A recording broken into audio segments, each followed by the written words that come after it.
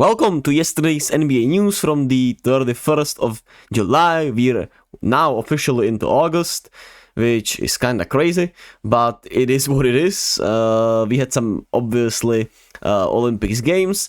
We had some extensions, so let's talk about those first. As Jarrett Allen is signing a 3-year, $91 million extension with the Cleveland Cavaliers. Essentially $30 million per year for Jarrett Allen, which I think is a really great deal for the Cavs. Obviously an anchor to a top 5 defense, a really good all-around player. I would say offensively he's a little underrated.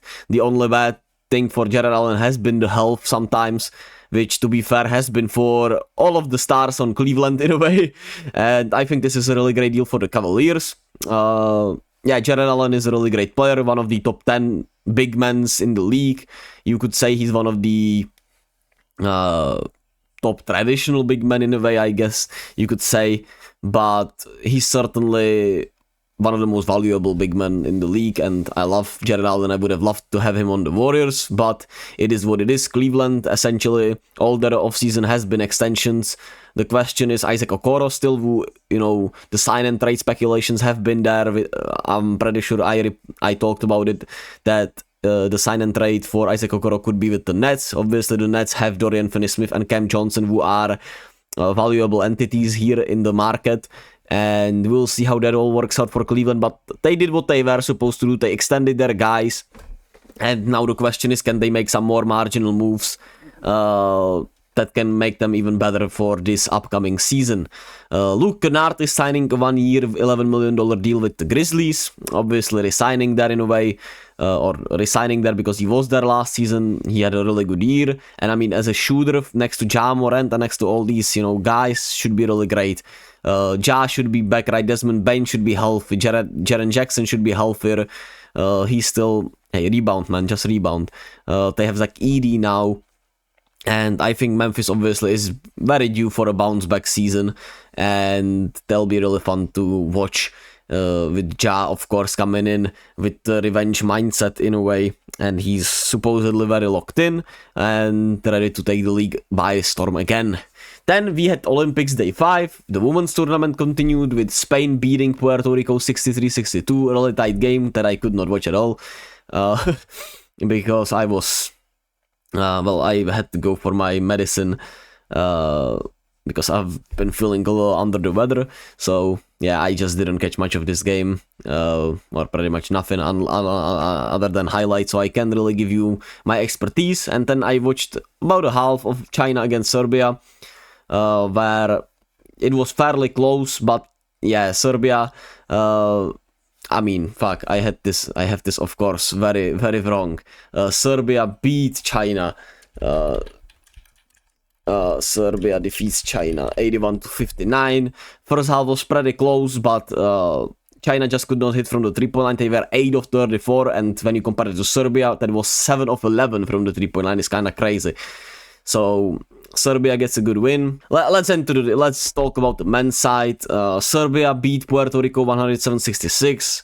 Pretty much over after the first quarter. Puerto Rico did try, but the size was just incredible. I'm pretty sure they lost the rebounding battle by like 30 rebounds. The Serbians got to the free throw line like 20 more times, and they just had nothing to stop these guys. And no matter the intensity, Serbians matched it, played incredibly off of Jokic, rebounded, like I said, incredibly well. They had a lot of tipped baskets of misses, and yeah, they just dominated today. While USA beats... What the hell was I doing when I was writing these down, actually? What the hell? Beats South Sudan? What the hell? 103-86. I guess, I mixed it all up while I was writing it down and looking at it. So that's my bad. And I mean, that's horrible. Horrible by me, but it is what it is, I guess. Nonetheless, holy shit, I'm so embarrassed. Nonetheless, USA beat South Sudan 103-86. Tatum started today, AD started today because of the matchups, of course. Embiid against these lengthy, athletic wings of South Sudan didn't make much sense, while Tatum made way more sense, and AD has been probably the best big man in these Olympics for the US. while Bam obviously had the best game today. That makes sense. The matchups make sense. Tatum started, got a chance to play instead of Embiid here. Wasn't great or anything, but he did get a chance to play, and it's not about that, right? They essentially share the same role with Devin Booker. I mean, Tatum shares the same role with Devin Booker and Anthony Edwards, and they have just been better, right? And has been knocking down his shots.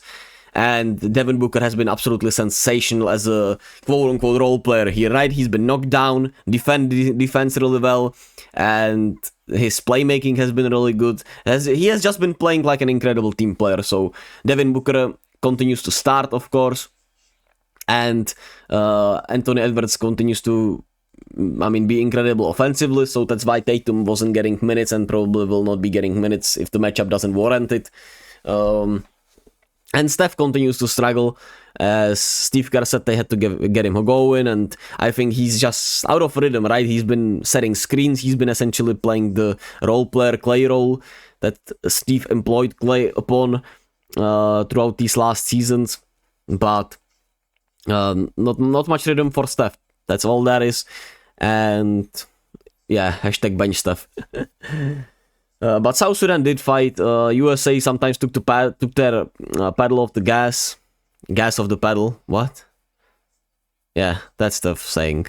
I'm completely off. Holy shit, this is bad.